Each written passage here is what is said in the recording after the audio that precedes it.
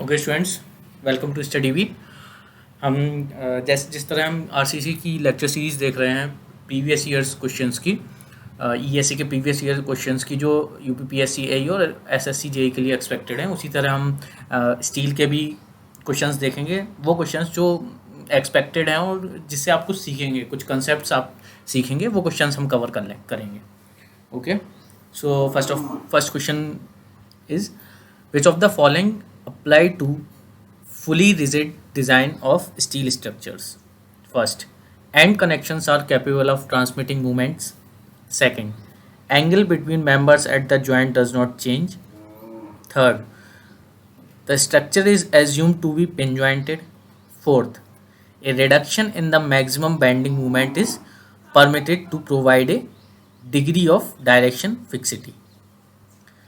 Okay, तो जो rigid design होती है, देखिए स्टील स्ट्रक्चर्स की जो डिज़ाइन होती है वो 3 मेथड से अपन करते हैं। तो उसके बारे में अपन थोड़ा सा पढ़ लेते हैं पहले कि कौन कौन से डिज़ाइन मेथड होते हैं, उनकी क्या बेसिक्स होते हैं। ठीक है, उसके बाद अपन इस क्वेश्चन को डील करेंगे। ओके, सो 3 तरह के मेथड होते हैं। एक सिंपली डिज़ाइन मेथड होता है, simple design method.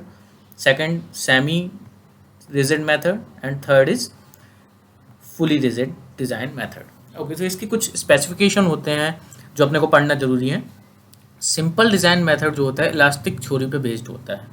Okay, it is based on elastic theory. Next, pin jointed structure होता है सारा। ठीक है, no transfer of movement. Transfer of movement क्यों नहीं हो रहा है? क्योंकि पिन जॉइंटेड है, स्ट्रक्चर पिन जॉइंटेड है। जहाँ पे भी पिन जॉइंटेड होता है तो वहाँ से क्या होता है, मूवमेंट का ट्रांसफर नहीं होता है। Okay, all connections are very flexible. जो कनेक्शंस होते हैं फ्लेक्सिबल होते हैं। अगर पिन जॉइंटेड होंगे तो फ्लेक्सिबल कनेक्शंस ही होंगे। Okay, it is uneconomical. Okay, it is uneconomical.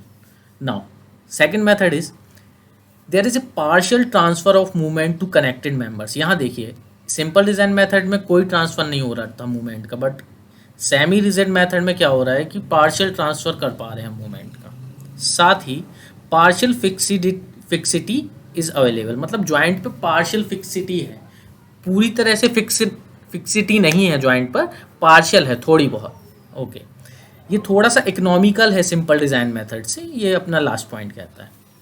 Now next, fully rigid design method कहता है कि सारे कनेक्शंस जो होते हैं रिजिड होते हैं और हम सफिशिएंट अमाउंट में जो है ट्रांसफ़र ऑफ मूवमेंट और शेयर कर पाते हैं, और ये सबसे ज़्यादा इकोनॉमिकल मेथड होता है, सबसे ज़्यादा इकोनॉमिकल मेथड होता है।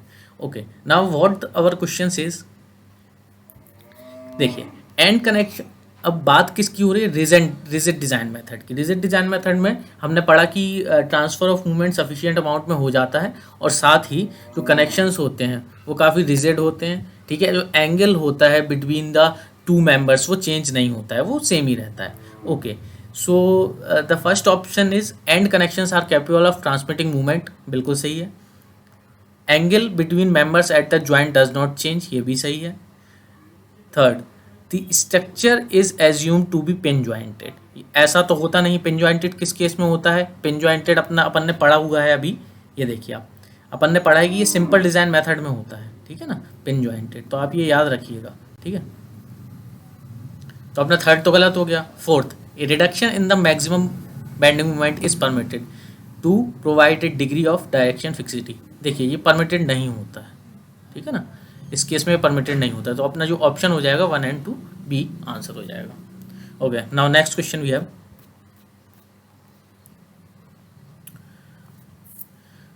which of the following method of design is not suitable for structure subjected to impact and fatigue? मतलब कौन सा डिज़ाइन मेथड जो होता है, ऐसा कौन सा मेथड है जो सूटेबल नहीं होता है जब अपनी जो लोडिंग होती है, इम्पैक्ट लोडिंग आती है और फटीग आता है। ठीक है, तो अकॉर्डिंग टू आईएस, आपको याद रखना है कि अकॉर्डिंग टू आईएस 800 1984 के according, if members are subjected to heavy impact and fatigue, then it is not designed on the basis of plastic theory. ठीक है, तो इसका आंसर क्या हो जाएगा अपना? Plastic design. मतलब प्लास्टिक डिज़ाइन से आप प्लास्टिक डिज़ाइन थ्योरी से आप इसको डिज़ाइन नहीं कर सकते अगर member is subjected to heavy impact and fatigue. Okay, next question. Okay, now next question is ultimate strength of cold drawn high tensile wires. Option A, increase with increase in diameter of bar. Option B, decrease with increase in diameter of bar. Option C, does not depend on diameter of bar. Option D, none of the above. तो पहले आपको ये पता होना चाहिए कि यार cold drawn process होती क्या है, ठीक है। आप मतलब कि जो वायर्स हैं उनकी टेंसाइल स्ट्रेंथ को आप, अल्टीमेट टेंसाइल स्ट्रेंथ को आप इंक्रीज तो कर रहे हो, बट जो प्रोसेस है आपकी कोल्ड ड्रॉन, उसमें होता क्या है एक्चुअली। देखिए, आप अगर डेफिनेशन पे जाएंगे तो आपको पता चलेगा कि it is the process of reducing the cross sectional diameter. देखिए, it is the process of reducing the cross sectional diameter of tube और wires by drawing through successively small dies. देखिए, डायमीटर क्या हो रहा है, धीरे धीरे कम हो रहा है, ठीक है ना। तो आप क्या कर रहे हैं कि क्रॉस सेक्शन को रिड्यूस कर रहे हैं और साथ ही साथ सक्सेसिवली स्मॉल डाइस, ठीक है, बाय ड्राइंग ये जो डाई हैं, ठीक है ना, बाय इंट्रोड्यूसिंग सक्सेसिव डाइस, ठीक है। तो ये आप क्या कर रहे हैं, डाइस को इंट्रोड्यूस कर रहे हो, क्रॉस सेक्शन को आप घटा रहे हो without previously heating the material, okay, thereby increasing its tensile strength. मतलब आप अल्टीमेटली कर क्या रहे हो कि आप क्रॉस सेक्शन को आप घटा रहे हो। ये देखिए, क्रॉस सेक्शन घट रहा है बाय इंट्रोड्यूसिंग दी डाइज, ठीक है। तो इस फिगर से आपको काफ़ी कुछ हेल्पफुल मिल जाएगा।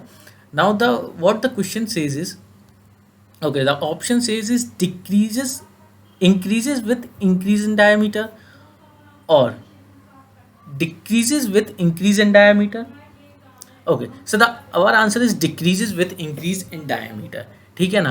अब अगर आप डायमीटर डिक्रीज करेंगे तो इंक्रीज होगा ultimate tensile strength.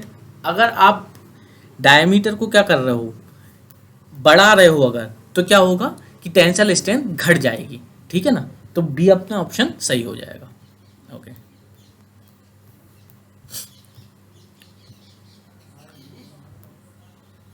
now the next question is, for steel structures proportional using plastic design, the working load, dead load plus imposed load should be multiplied by which one of the following minimum load factor?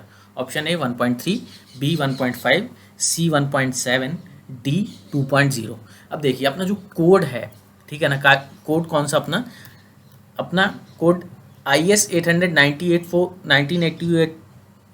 1984 कहता है कि load factor to be use for plastic design of steel structures for dead and import loads is 1.7। तो आपको ये code याद रखना है कि 1984 ये डायरेक्ट ही कह रहा है कि जब आप प्लास्टिक डिज़ाइन मेथड यूज़ कर रहे हैं तो उसमें जो डेड लोड और इम्पोज लोड के लिए जो आपका लोड फैक्टर आएगा वो 1.7 होगा।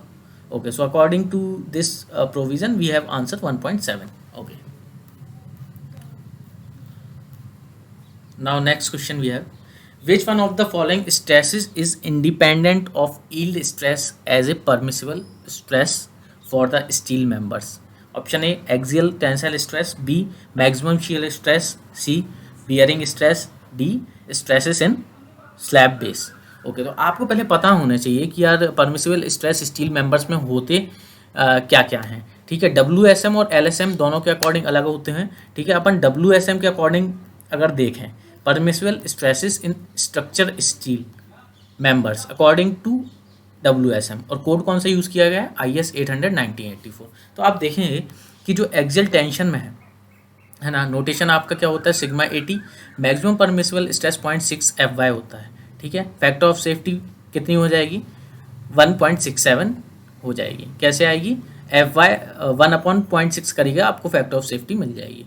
यूज़ क्या है, टेंशन मेंबर और टाइज में इसका यूज़ होता है, ठीक है ना, एक्सियल टेंशन का, ठीक है। एक्सियल टेंशन आता है मतलब कि इन सब मेंबर्स में आता है। ओके, एक्सियल कंप्रेशन का नोटेशन क्या है, सिग्मा AC, इसका भी जो मैक्सिमम परमिसिबल स्ट्रेस है WSM में वो 0.6 FY है, फैक्टर ऑफ सेफ्टी 1.67 है, कॉलम स्ट्रट में जनरली आता है। ओके, बेंडिंग टेंशन के लिए नोटेशन सिग्मा BT है, ठीक है। मैक्सिमम परमिसिबल स्ट्रेस 0.66 FY है, फैक्टर ऑफ सेफ्टी 1/0.66 करिएगा, आपको 1.515 मिल जाएगी। ओके, फ्लेक्सन मेंबर्स ओनली में इसका जो है यूज़ होता है। ओके, बेंडिंग कंप्रेशन का notation sigma BC। Okay, then we have maximum permissible stress 0.66 FY, factor of safety same 1.515, beams, plate girder, purlins और गर्ड्स, इन सब में बेंडिंग कंप्रेशन जनरली आता है। Okay, next average shear stress. Average shear stress की value कितनी होगी, tau we है। Okay, तो मैक्सिमम परमिसिबल स्ट्रेस कितना हो गया 0.4 FY। तो फैक्टर ऑफ सेफ्टी 1/0.4 कितनी होगी 2.5। ठीक है, वेब स्प्लाइस बीम्स और प्लेट ग्रेडेशन का मैं जनरली एवरेज शियर स्ट्रेस की वैल्यू को यूज़ किया जाता है। Okay, bearing stress sigma B, then maximum permissible stress 0.7 FY, 1.33 की factor of safety base plate में इसका यूज़ किया जाता है। अब आप क्वेश्चन कह रहा है, क्वेश्चन को आप समझिए कि ऐसा कौन सा स्ट्रेस है जो कि FY मतलब ईल्ड स्ट्रेस से इंडिपेंडेंट होता है। तो देखना भाई, एक्सियल टेंशन में भी FY पे डिपेंडेंट होता है, ठीक है ना, एक्सियल कंप्रेशन में भी FY पे डिपेंडेंट होता है, बेंडिंग टेंशन में, bending compression, average shear stress और बियरिंग स्ट्रेस सब में FY पे डिपेंडेंट होता है मैक्सिमम परमिसिबल स्ट्रेस। बस एक कंडीशन आपको उसके लिए नोट पढ़ना पड़ेगा, all permissible stresses in steel depends on FY except the permissible stress in slab base. ठीक है, स्लैब बेस में कितना होता है, स्लैब बेस में होता है 185 Nm/mm²। तो ये आपको याद रखना है कि केवल स्लैब बेस के केस में जो परमिसिबल स्ट्रेस है वो FY से इंडिपेंडेंट होता है। तो आंसर क्या हो जाएगा अपना, stresses in slab base. Okay, next question we have, in situations where torsion is dominant which one of the following is the desirable section. ठीक है, तो देखिए डिजायरेबल सेक्शन अगर टॉर्शन डोमिनेंट है तो बॉक्स टाइप सेक्शन जो है, box type section ही डिजायरेबल होता है। अब क्यों होता है, इसके लिए इंडियन स्टैंडर्ड ट्यूब सेक्शन अपन पढ़ते हैं, उसके बारे में पढ़ते हैं क्यों होता है ऐसा। ठीक है, जो ट्यूब सेक्शन होते हैं is designed by outside dimension and thickness. ये आपको पता होना चाहिए कि आउटसाइड डायमेंशन और थिकनेस के लिए मतलब कि डिजाइंड बाय इससे डिजाइनेटेड होते हैं, मतलब कि जब लिखा जाता है तो आउटसाइड डायमेंशन और थिकनेस को लिख के आप इसको डिजाइनेटेड करते हैं। ओके, नाउ नेक्स्ट देखिए, अगर ट्यूब सेक्शन है ना, ट्यूब सेक्शन है तो ट्यूब सेक्शन की जो रेडियस ऑफ जिरेशन होती है वो सेम होती है सेम होती है इन ऑल डायरेक्शन। अब देखिए ट्यूब सेक्शन अगर है, ट्यूब सेक्शन का क्या होगा भाई, ट्यूब सेक्शन का हर एक्सिस के अबाउट क्या है, डायमेंशन सेम है। ठीक है, तो आप किसी के भी अबाउट अगर इसका रेडियस ऑफ जिरेशन निकालेंगे, ठीक है, जो √I/A होता है तो वो सेम ही आएगा। ठीक है, तो ये कह रहा है। अब इसके कारण होता क्या है कि हाई लोकल बकलिंग स्ट्रेंथ मिल जाती है अपने को ट्यूब सेक्शन में। ठीक है ना, now next point is closed section और box section will provide higher torsional strength और twisting movement carrying capacity than open section with same sectional area. मतलब कि जो बॉक्स सेक्शन होते हैं अपने, ठीक है ना, वो बॉक्स सेक्शन अपने को क्या देते हैं, हायर टॉर्शनल स्ट्रेंथ देते हैं देन, मतलब कि जो ओपन सेक्शन की अपेक्षा बॉक्स सेक्शन की जो टॉर्शनल स्ट्रेंथ होती है वो अच्छी होती है। ठीक है ना, अगर सेम क्रॉस सेक्शनल एरिया अपन लेंगे, ये पॉइंट ये कह रहा है। ओके ओके, ठीक है, अब बॉक्स सेक्शन तो ले लिया है अपन ने। ठीक है, ठीक है, अब next point is solid circular section and hollow circular section are best section और most efficient section as compression member. ये आपको याद रखना, ये एक्स्ट्रा पॉइंट्स हैं। ठीक है ना, सॉलिड सर्कुलर सेक्शन और हॉलो सर्कुलर सेक्शन बेस्ट होते हैं अगर आप कंप्रेशन मेंबर्स के लिए यूज़ कर रहे हैं एज ए स्ट्रट और कॉलम। ठीक है, फॉर सेम वेट के लिए अगर सेम वेट है तो हॉलो सर्कुलर सेक्शन जो होता है वो मैक्सिमम आपको रेडियस ऑफ जिरेशन प्रोवाइड करवाता है देन सॉलिड सर्कुलर सेक्शन। ठीक है, hence hollow circular section are best section as a compression. मतलब कि देखिए सॉलिड सर्कुलर सेक्शन और हॉलो सर्कुलर सेक्शन दोनों ही इंपॉर्टेंट होते हैं, मतलब कि दोनों ही अच्छे होते हैं as a compression member.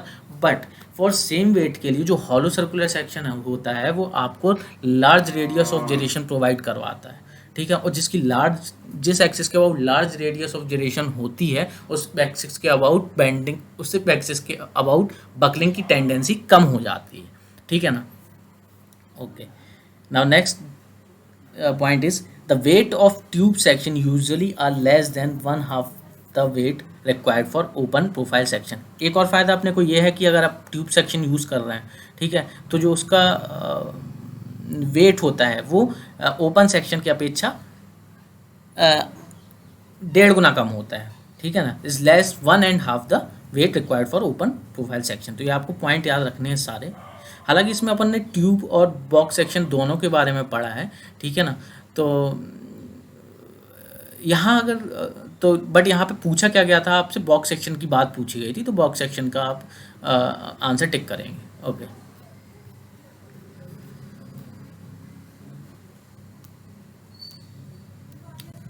okay, now next question is, some steels do not show yield plateau and some continuous curve for such steel, how is the yield strength obtain. मतलब ये कह रहा है कि यार जैसे कि कभी कभी देखिए माइल्ड स्टील तो अपने को बता देती है कि यार देखो यील्डिंग हो रही है, यील्डिंग उसकी जो होती है वो अपने को पता चल जाती है कि देखिए जैसे कि उसका कर्व ये होता है, ठीक है ना, तो अपने को ये पता चल जाती है कि यार यहाँ से यील्डिंग अपनी स्टार्ट हो गई और ये यील्डिंग प्लेट्यू कहलाता है, इतना पार्ट जो होता है यील्डिंग प्लेट्यू कहलाता है। बट कभी कभी क्या होता है, जो कोल्ड डिफॉर्म्ड बार्स होते हैं, HYSD बार्स होते हैं, उनका जो कर्व होता है वो डायरेक्टली ऐसा होता है, ठीक है। तो अब अपने को पता नहीं चलता कि यार यील्डिंग कहाँ हो रही है, तो अपन क्या करते हैं कि 0.002 स्ट्रेन पे, है ना, 0.002 स्ट्रेन और 0.2% स्ट्रेन पे अपन क्या करते हैं, एक ऑफसेट को खींचते हैं, एक ऑफसेट खींचते हैं इस लाइन के पैरेलल।